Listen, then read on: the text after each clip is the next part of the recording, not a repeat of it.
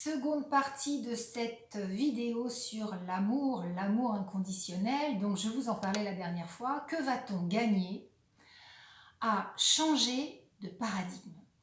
Eh bien, cette attitude d'amour inconditionnel vis-à-vis de soi va permettre plusieurs choses. Tout d'abord, sur le plan physique, au corps de se détendre. Les tensions vont diminuer. En fait, c'est une panacée pour le corps de s'aimer. Les raideurs ligamenteuses, tendineuses et musculaires sont très souvent remarquées chez des personnes hyper, je dirais, perfectionnistes, qui se mettent la barre très haut et qui ne s'accordent pas le droit à l'erreur. La deuxième chose, c'est qu'en fait, cet amour inconditionnel que l'on s'accorde va permettre d'harmoniser la relation aux autres.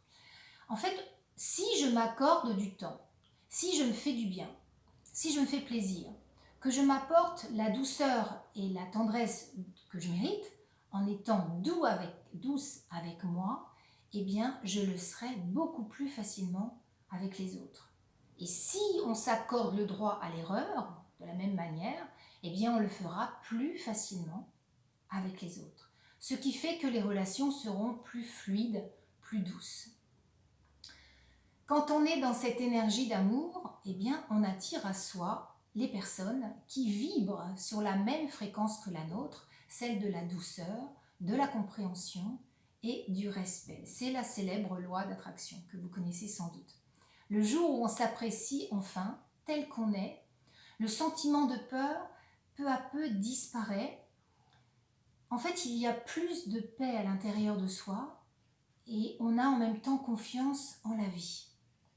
Du coup, le mental est beaucoup moins présent lors des prises de décision. Alors, on a toujours des émotions, bien évidemment, mais on n'est plus identifié à elles, on en est détaché. Si une personne de notre entourage rencontre des difficultés dans sa vie, et il n'y a pas besoin d'être thérapeute ou coach pour ça, ça peut arriver à tout le monde et on a tous autour de nous des gens qui ont besoin de notre soutien. Eh bien sûr, on est là pour l'accompagner dans son cheminement. Évidemment, on est dans ce que j'appelle l'écoute attentive, en soutien, comme je le disais, mais on ne plonge pas dans son mal-être. Comment pourrait-on l'accompagner pleinement si on plonge avec elle?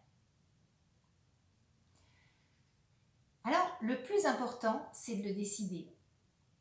Quelle est votre intention? Quand et comment allez-vous décider de vous accorder de la douceur et de la tendresse et de vous donner cet amour inconditionnel que vous méritez?